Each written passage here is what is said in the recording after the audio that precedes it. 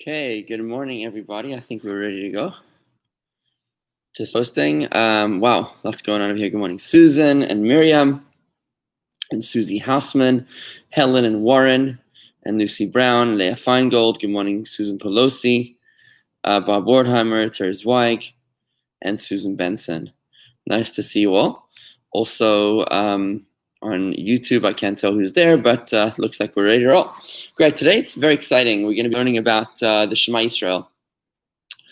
A lot about Shema Yisrael, which how to do it, why we do it, a lot of the meditation and the meaning of meditation behind Shema Yisrael, the most famous prayer of the Jewish people. Today's Torah study is sponsored by Carol Radis and Phil Radis in honor of the first birthday of their grandson, and they're very proud, Babi and Zaidi. Binyamin Ben Tzvi is his Hebrew name, Beckett Ace Radus, very sweet kid, and it is his birthday that we're blessing today with the Torah study of today. Let's just begin with Hayom Yom. Let's begin with the study of Hayom Yom right now, the daily thought of the day from the Rebbe before we go into the Shema Yisrael, which I think you'll enjoy. Hope you'll enjoy. All right, good. Let's do this. So today's Torah study, today's day is the 13th day of Sivan. It actually happens to also be the anniversary in the year 1900 of the Rebbe's parents, Rebbe Levi Yitzchak Schneerson and Rebbe Tzimchana Schneerson. So it's their wedding anniversary today. It is also the birthday of my eldest daughter, Musia, turning 13 today. And let's do this. The Tzemach Tzedek composed many melodies. That's the third Rebbe. He composed many melodies. His name was also Rabbi Menachem Mendel Schneerson, same name as the Rebbe, as the seventh Rebbe. He studied Torah aloud and with songs. Sometimes he would interrupt his studies or his writing Chassidus or responsa and sing a melody. Just to give you a little context, when the third Rebbe was 16 years old, he published Derech Mitzvah, which was his first Chassidic work, a brilliant, absolutely mind-blowing piece, a book of Chassidic wisdom that he published at the age of 16. It was unbelievable. My grandfather related, that would be his son, that from the sound of the Tzemach Tzedek's melody, he could tell in which subject he was then occupied. So the study of Torah wasn't just something that he did, it was something that he lived and breathed and enjoyed, and he would actually sing about it, songs that were relevant to the subject, the content of what was being studied. With that introduction, welcome Mickey and Marty and Steve Orlinsky.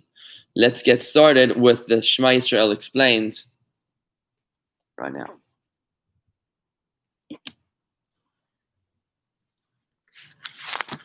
Okay, as mentioned, today we're studying the Shema Yisrael and how it works. So Shema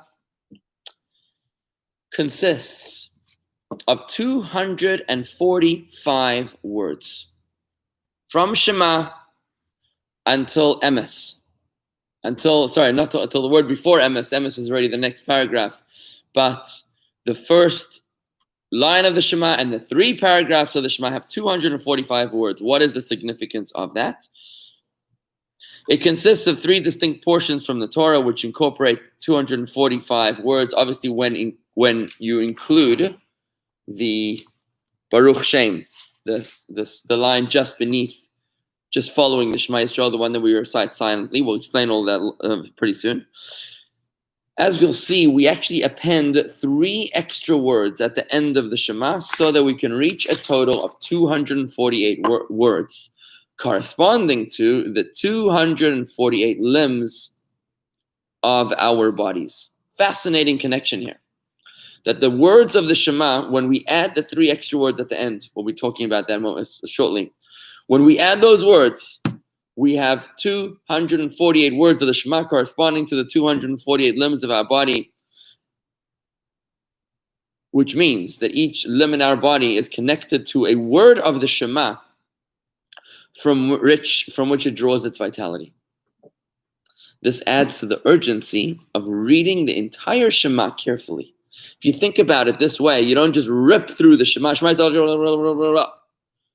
You say each and every word with feeling. Shema Yisrael, Adonai Eloheinu, Adonai Echad, V'ahav, Baruch Shem, Kevod, Malchuto, Le'olam Va'ed. You say each and every word You sound it out and you begin the word, you end the word, you don't swallow the word, because you think about it in terms of each word being a source of blessing, a source of energy and nutrition and vitality to each and every one of the limbs of your body. Suddenly, it becomes a lot more meaningful. We say the Shema sitting. Now, there was a view in Talmudic times that you're supposed to say the Shema while standing.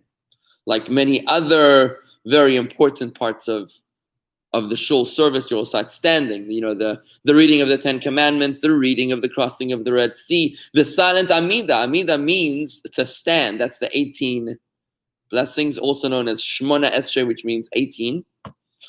It's also known as Amida, which means to stand. But the Shema, there are opinions in early Talmudic times to say it's standing. However, this view was rejected accordingly. It's most frequent for us to sit. According to Hasidic philosophy, the custom to sit conveys symbolic meaning. What happens? When you're sitting down, you're lowering your head closer to the lower regions of your body. And the idea here is that we're seeking to settle, to bring down, to apply abstract truths in a tangible manner. That's the idea of sitting. When you take your head, which is normally up in the clouds, and you bring it lower down to where the nether regions of the body are, you're taking abstraction and you're making it more relevant, something which you can more apply to. That's the idea of sitting whilst reciting the Shema, whilst reciting the monotheistic declaration of the Shema.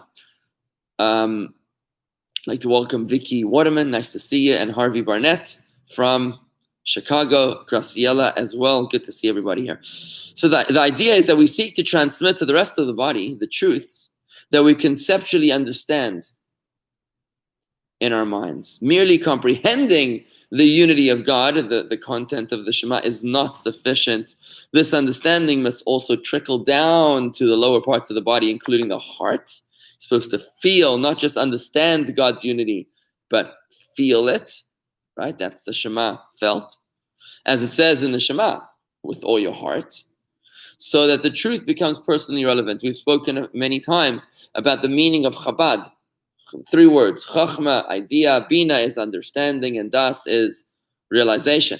So whilst Bina is the understanding of an idea, Dat is the feeling of that idea. That's the definition of Chabad, that the wisdom that we understand becomes something that we feel, something that we live, living our Judaism instead of just being like absent-minded professors. So this idea of transforming from Bina to Dat, from comprehension to realization, from understanding the wisdom to feeling the wisdom, that is expressed through the motion of sitting during the Shema. When you're sitting, you're taking the wisdom, the idea, and bringing it closer to earth on a physical level, but it's a representative, it's symbolic of what we're trying to achieve, which is to bring the wisdom down to something that we can relate to make it personally relevant. Another idea of sitting represents the divine descent that is inherent to creation. God himself transcends any definition, including a definition of creator. God is much greater than merely being defined as the creator. There's far, far more to God than just the fact that he created us. He's got a whole entire truth, which is beyond that. So God is transcendent. And yet God lowers himself, sitting, into a limited posture, which enables him to be the one God, echad, of an entire creation. So God also lowers himself, so to speak, so as to enable a relationship with us. Here you got the 2 elements of sitting, where God is, so to speak, sitting by seeking a relationship with us. And we are sitting when we're drawing down the abstract meditation down to something which is closer to earth, something which we can relate to. Now, the opening verse of the Shema, if you have the prayer book, it's on page 42 in the blue prayer book. If you don't have the prayer book, I'll just give you the link to find it online. It's hebrewbooks.org/16091. So you can just see the Shema for yourself. Yeah, I'll just post it. So if you want to open that book, it's on page 42. You'll notice. Hi, Chana and Andy. So the opening verse of the Shema is from Devarim, from the book of Deuteronomy, which obviously occupies a central place in Judaism. So many Jews, regardless of their involvement in prayer or involvement with Judaism, will recognize the words of Shema Yisrael.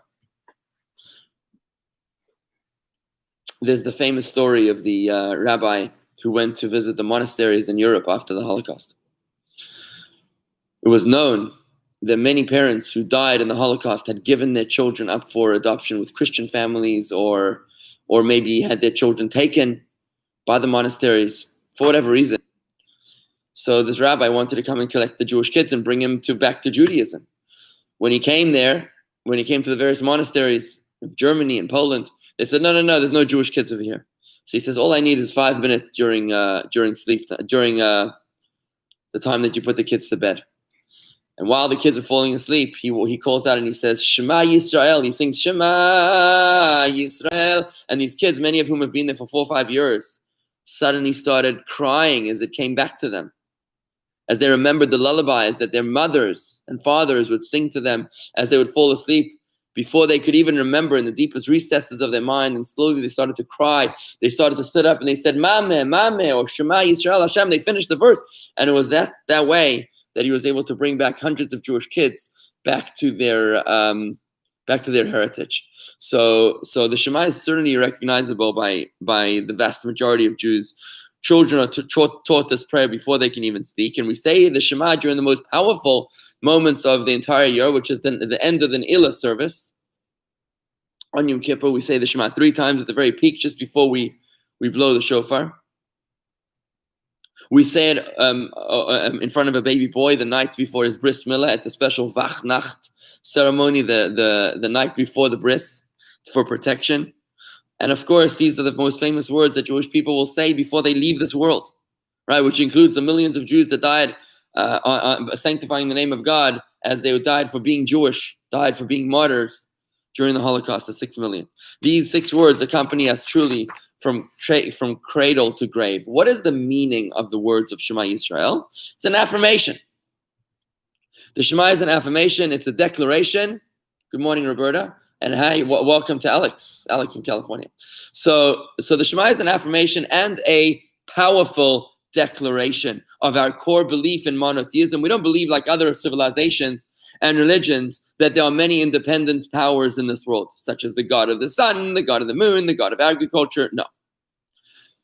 We believe in one God. Today, whilst people might not believe in the God of the sun and the moon and the agriculture, there are other gods that the majority of society will worship. We might not worship the ancient gods, but society will worship the modern gods. The God of the iPhone, who robs us of our consciousness, unfortunately. The gods of money, of status, of love, of fame, and so on. We have other gods for which we're willing to literally throw our relationships under the bus, throw our kids under the bus, for the money, for the fame, for the Instagram, for the car, country club, whatever. We've got our gods as well. We have an idol worship problem today, just like we had an idol worship problem thousands of years ago. As Jews, when we say the Shema, we're creating the antidote. We declare that there is only one power to which we pledge allegiance, and we put our trust in one guiding force orchestrating our lives in the world. All of Judaism is based on this one principle, that our trust is on one God. We have no one else to count on. There is only one entity which has power. Nothing else has any power over us. Good morning, Daniel. We are learning about the Shema Yisrael explained, if you've just tuned in. And that's the meaning of the Shema on a basic level. It is an affirmation and declaration of our monotheistic faith, our belief in one God. It is pledging allegiance. It's kind of like saying to your spouse, affirming your love to your spouse. And you know that you shouldn't just do that once every 35 years. You should probably do that once or more a day. I wonder if our listeners could share with me how many times you think you should say to your spouse that you love them. I'm curious to know, what are your thoughts? Many of you are married many more years than I am. And I'm curious to know, how often do you think you should be affirming your love to your spouse? Curious thoughts. So we'll talk about that with God as well. So on a deeper level, the Jewish concept of monotheism means not only that there is one power, that God is the only God, but also that there is no reality outside or separate from God. Not only is God, the only power, but on a deeper level, and this is connected deeply with what we've learned in Tanya, not only is there only one God, there's nothing else besides for God. Again, not only is God the only God to the exclusion of all gods, but also God is the only entity to the exclusion of anything else existing. Nothing else exists besides for God. So forget the fact that there's no other gods. That's a given. But the fact that nothing else exists other than God existing, that God is the only entity that truly exists, that is the deeper meaning of the Shema Yisrael. The entirety of this universe, even with all its diverse, disconnected, and disparate components, is an expression, a manifestation of God and His purpose. We've learned about this principle in Tanya. It's a very profound, fundamental principle of our faith, and that is, if you want to know what is God. Somebody asked me a question. I didn't have time to get to it yesterday at the AMA session. Ask Me Anything question. What is God? And I'll just address it briefly now. God is Adon Olam Asher Malach B'Terem Kol Yitzur Nivra. If you read the Adon Olam prayer, which you'll find in the prayer book, I think it's on page, I know it's on page 12. Lord of the universe, who reigned before anything was created at the time when by His will all things were made, then was His name proclaimed king. When you read the Adon Olam, you realize that God existed always and always will exist. Hu Haya, He was, He is, and He always will be. Nothing else in the world can qualify for such a definition. Nothing else has an unlimited lifespan. Nothing else lives forever. Only God is forever. Everything else has an expiration date and a starting date. If it has an expiration date, it means it's not true. It doesn't truly exist. It is dependent upon something else to create it.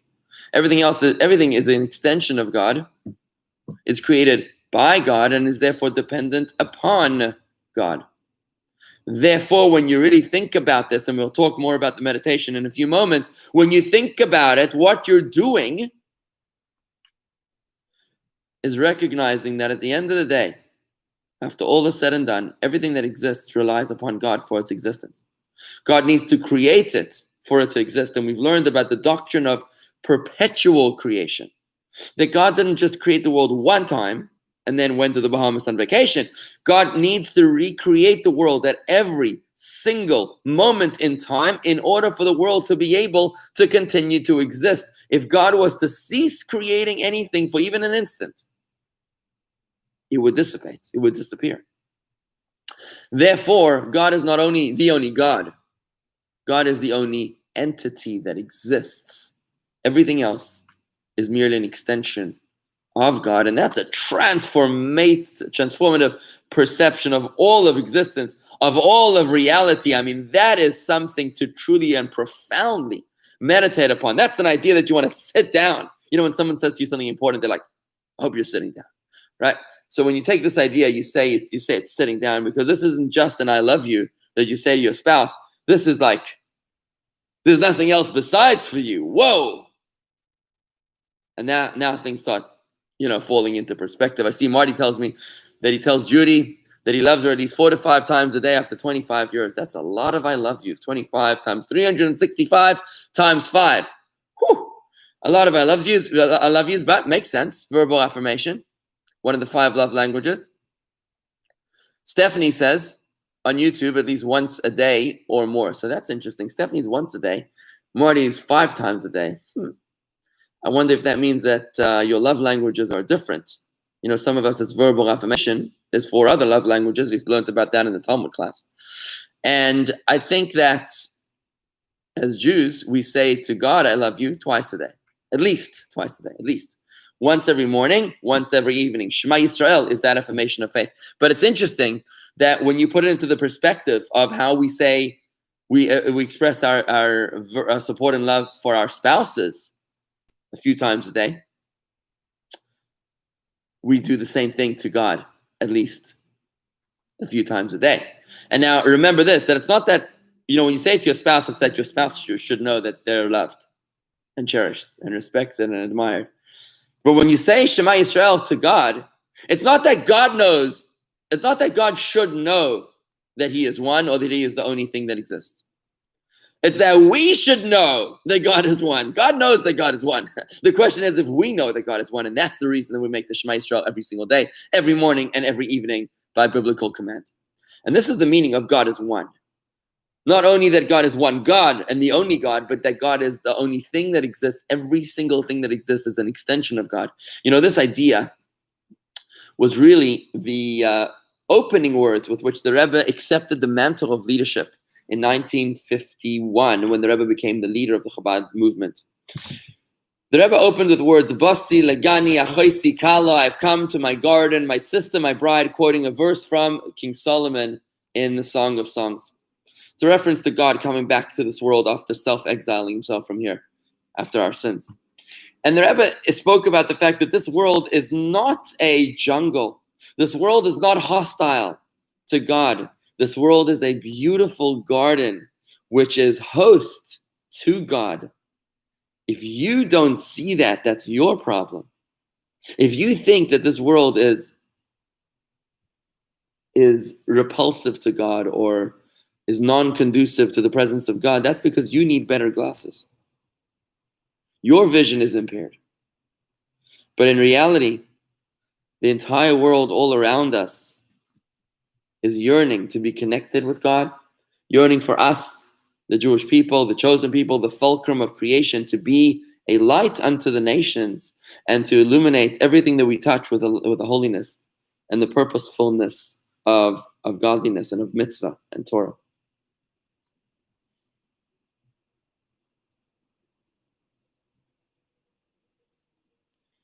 All of creation is yearning for us to be able to connect it with its source, to lift it up and help it fulfill its purpose. This actually ties in very beautifully to what we've learned recently in Tanya, in Chabad philosophy, that the evil inclination is like a hired whore. The evil inclination is a hired prostitute by the king to test his son.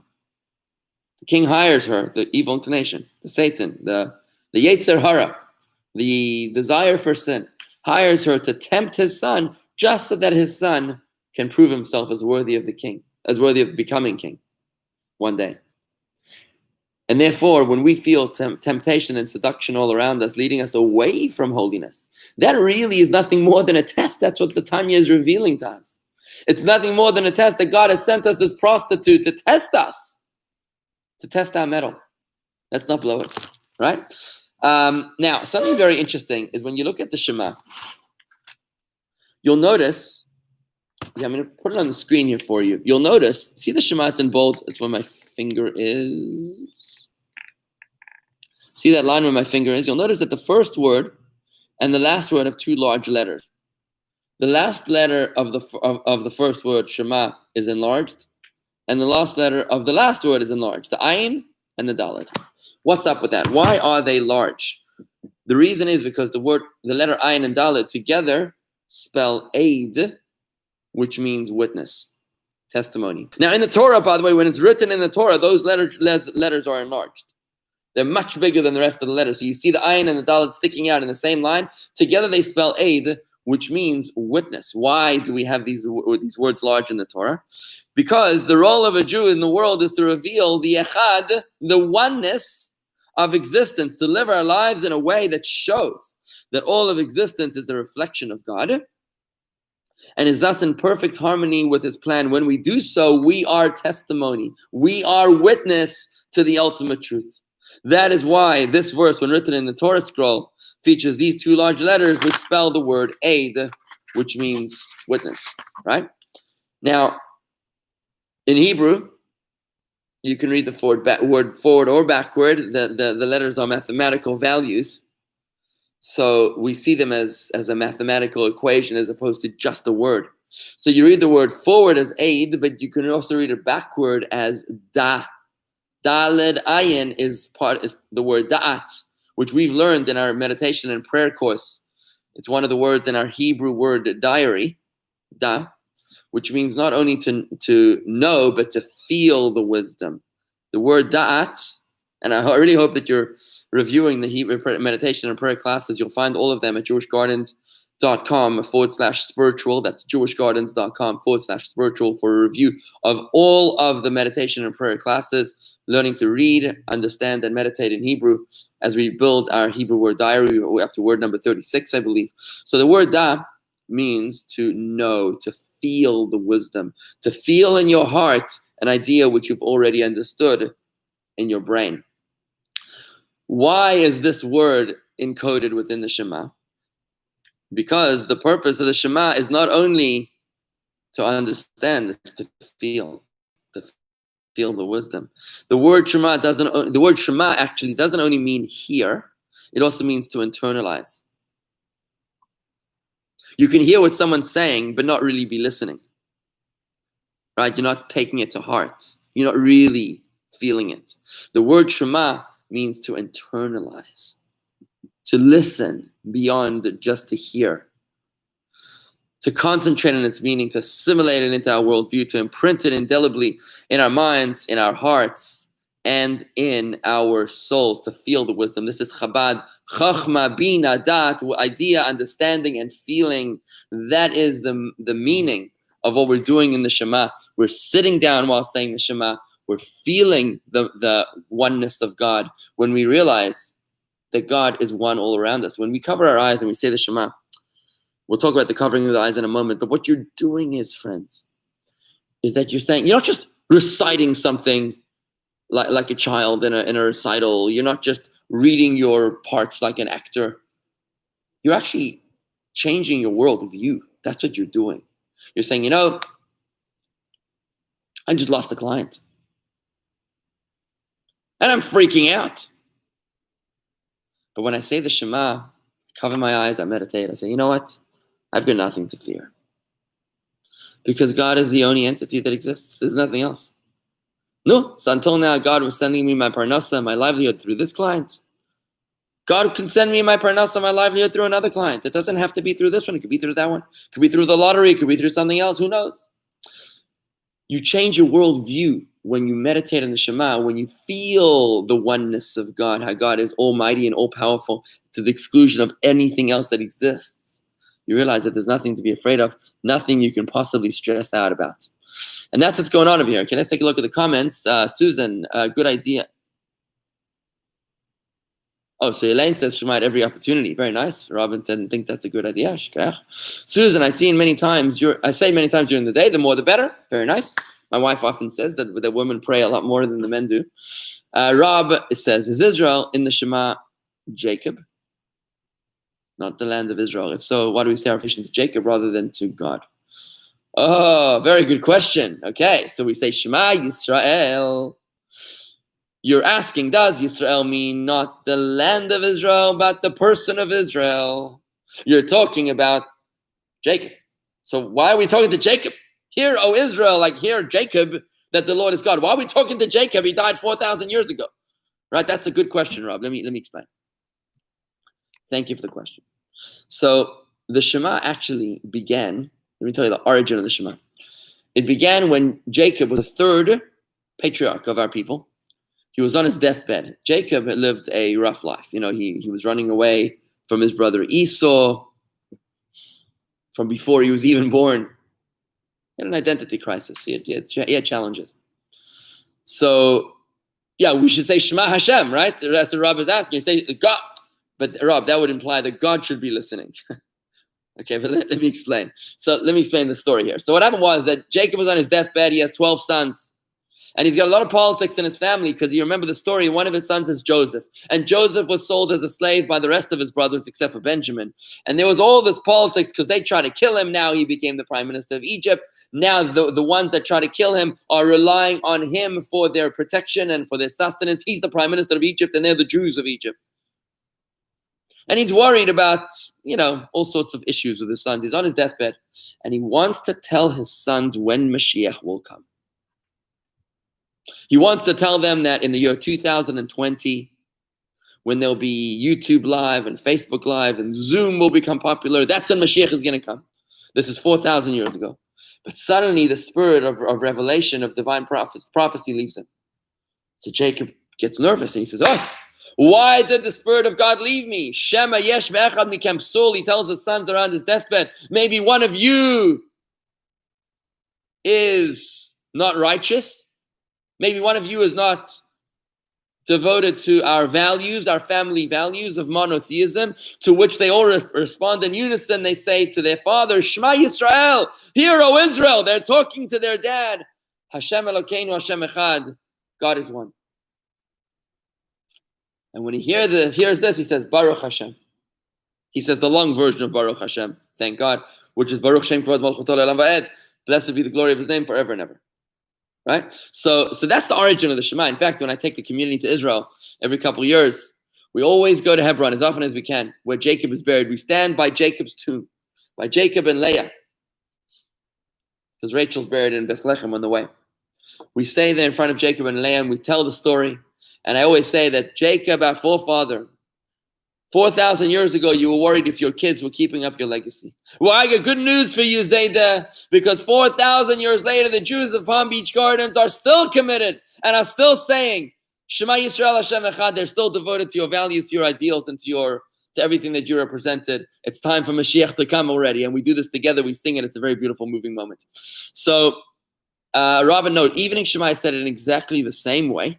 Exactly the same way. Remember, you say the evening Shema after dark in the evening. You say the morning Shema within the first 3 hours of the day from sunrise. Now, to fulfill the mitzvah.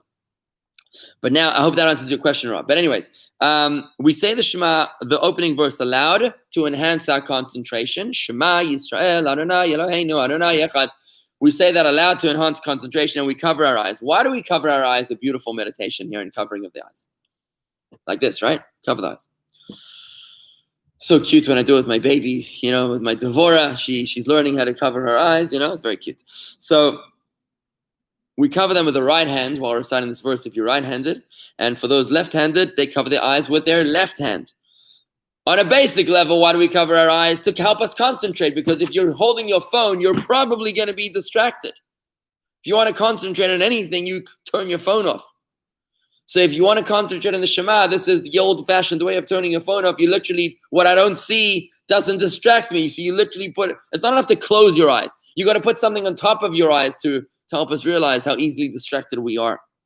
But on a deeper level, we're reminding ourselves that the truths of the Shema aren't intuitively perceptible to the human eye. The existence of God and the oneness of God is not something that actually comes to us naturally. Our eyes behold a world that seems godless and random. We remind ourselves, therefore, that our eyes don't have the sensitivity to pick up the divine wavelength.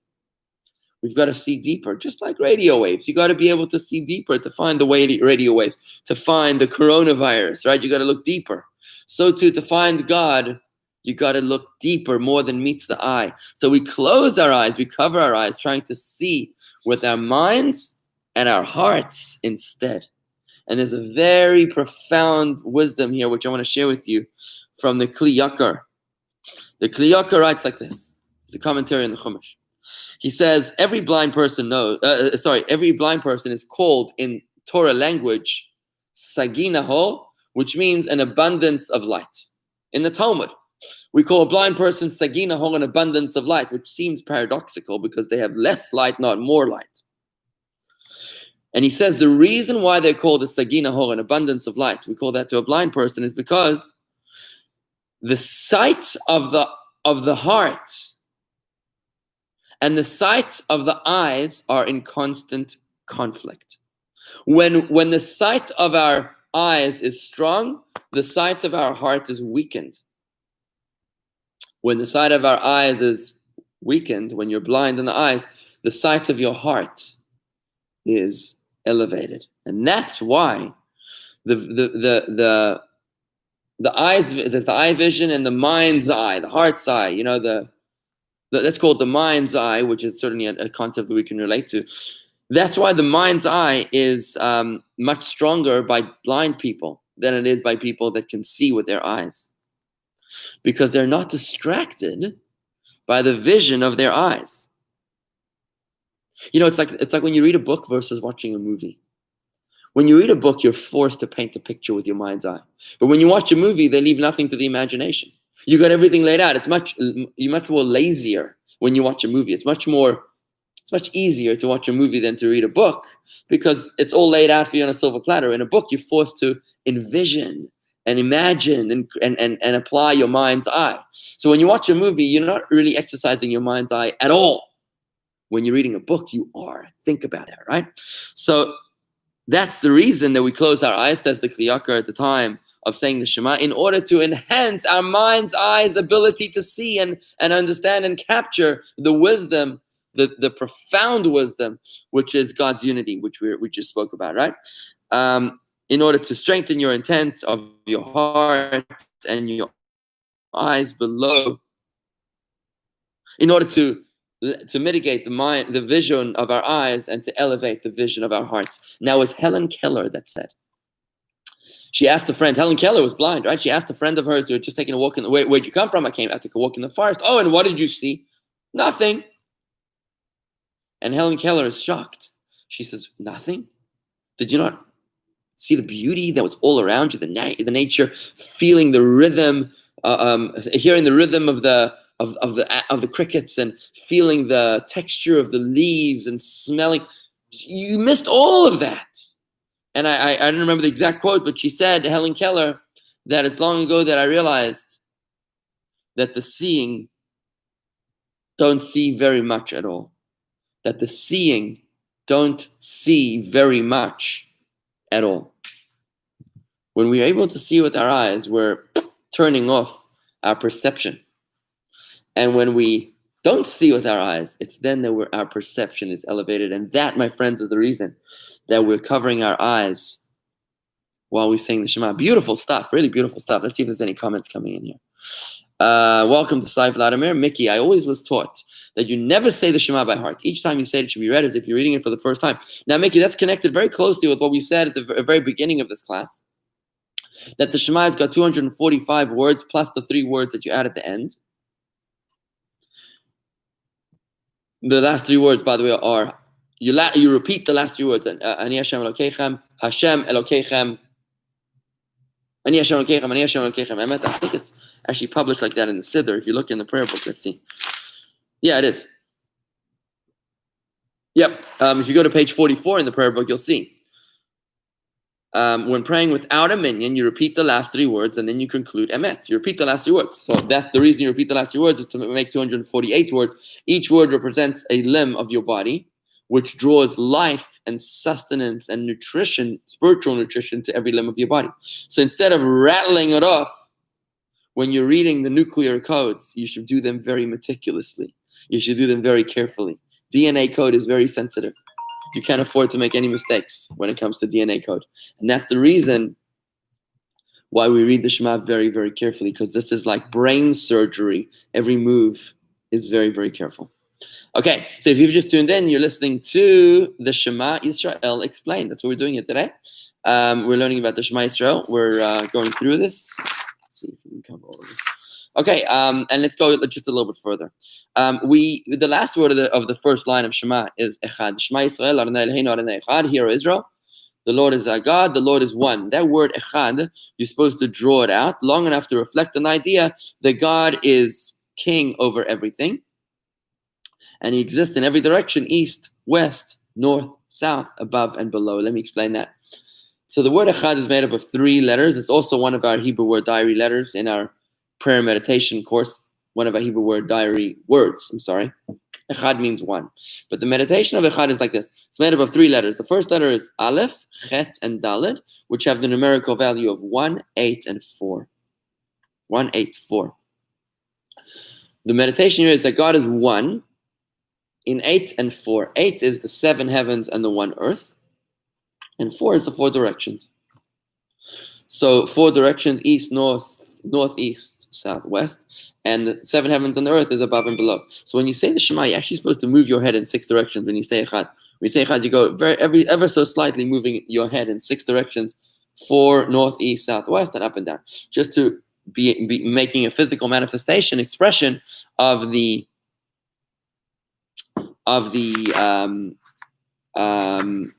fact that God is one in all different directions, right?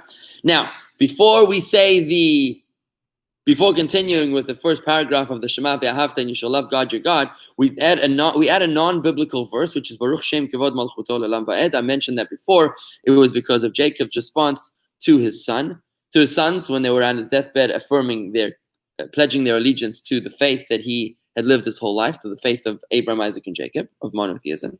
In a similar way, we repeat this phrase to offer thanks that we continue to live by this tradition. That's what we're saying.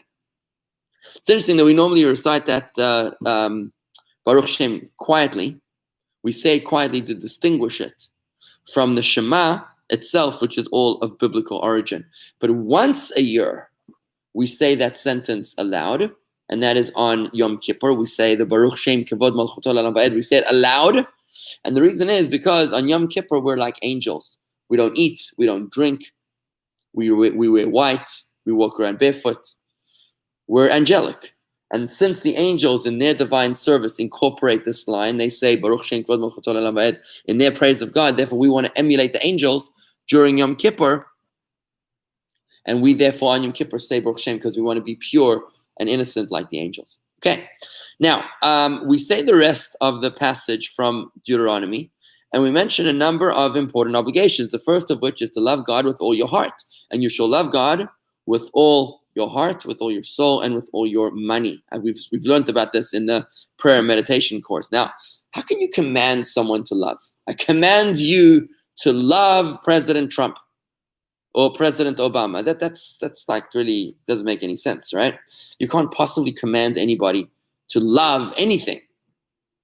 So why is it that the opening of the Shema is that you shall love God your God? Maybe I don't love God my God. Maybe I don't like chocolate or cheesecake. How can I possibly be commanded to love anything?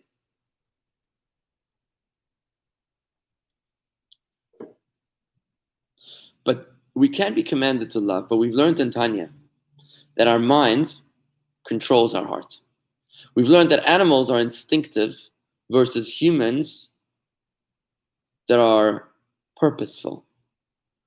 Animals are not bad, but they're not good. They just do what they were created to do. They follow instinct. They eat, they drink, they sleep, they reproduce, they do whatever animals need to do, however they were programmed. Their heart and their mind is on the same level. They're created horizontal because there's no supremacy of their mind over their heart. You don't see animals planning ahead, financial planning or doing, creating communities, solving problems. I mean, maybe on a very rudimentary level, but nothing like the way humans do it. Our minds are, we are living in the world of logic. So animals are instinctive, but humans are created vertical because our mind dominates over our hearts. And therefore, if you want to feel something, then meditate upon it. If you want to love something, then you should meditate upon it, and you will eventually come to love it. In other words, if you want to love President Obama or Trump, or if you want to love chocolate or something else, then what you should do is meditate upon its benefits, and you'll notice that sooner or later, those benefits that you understand will become very quickly something that you feel. If we take the time, the thoughts that we put in our brains impact the way that we feel. If we take the time to meditate upon the Shema, the chances are that we will be moved. And I'm just going to conclude here with a slight thought, just a quick thought over here thank you, by saying that the word ve'ahavta, and you shall love, doesn't necessarily mean a command that you shall love. It could be understood as a guarantee. It's narrative. It doesn't have to be instructive. There's two ways to read the word. You can read it either as instructive or you can read it as narrative. And you shall love means, and you must love, or and you shall love means it's telling us a story. You will love. Why will you love?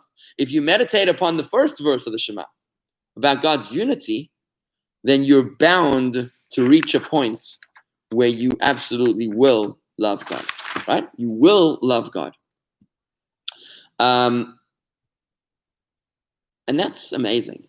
It's amazing because, here we are, we're during the quarantine, we have more free time on our hands, friends. More free times on our hands right now. There's less golf. There's definitely no social events going on. Shul opening up very, very slowly, very carefully. We have so much more time in our hands. What are you doing with your free time? Are you binging on Netflix? Or are you using the time to be more human, to be more uniquely human, to control the feelings of your heart with the thoughts of your brain? I encourage you to study Tanya these days, to study Jewish wisdom and philosophy, something which maybe you didn't study earlier on in your life for whatever reason. To meditate upon the ideas that we learn here every day at youtube.com/Jewish Gardens. Again, that's youtube.com/Jewish Gardens. Meditate upon these ideas. Take a class of Tanya. You'll find the Tanya classes all on youtube.com/Jewish Gardens and learn them, think about them, meditate upon them, and see if you can create an emotion within your heart. And this is what's going to cause you to come to a point of loving God, not only with your heart, but with your whole heart. That's the meaning of b'chol levavecha, with both your hearts. There's an extra letter in that word, with all your heart. The extra letter, bet, which means two, because you're supposed to love God not only with your godly soul, but also with your animal soul, with your godly heart and your animal heart, right? Because this implies that even the part of our personality that is self-centered and impulsive can, with proper training, be guided toward loving God. So that's what's happening here, and I'm going to sign off with this idea. I want to thank you very much, everybody, for joining me here for the Shema. We're going to carry this on Fridays. We're just going to carry on the working through the prayers. Stick with me to carry it up next Friday. And with that, I just want to say thank you very much for joining me here today. See if there's any comments coming in. I don't see any comments on Facebook anymore, and YouTube also seems to be pretty comfortable. So I'm going to say thank you very much, everybody. Don't forget, we do have shul tomorrow, and you should reserve your spot. Please reserve your spot to let us know that you're coming. You can do that on the website at jewishgardens.com, or just call the office at 561-624-2223 so that we know that we only have a limited amount of people that we're allowing into the shul right now. We'd love to see you, and in the meantime, if you could share this video, like the video, subscribe to the video. We also have daily Torah study every morning at 7:30. Sorry, daily davening. Every weekday morning at 7:30 here at the shul. We need your help in making the minyan during these difficult times, and we hope to see you there. Sundays 9 a.m., weekdays at 7:30. Shabbat is at 9:30 a.m. Thank you very much, everybody. I'm going to wish you a Shabbat Shalom, good Shabbos. Take care, and thank you so much for joining me here this morning.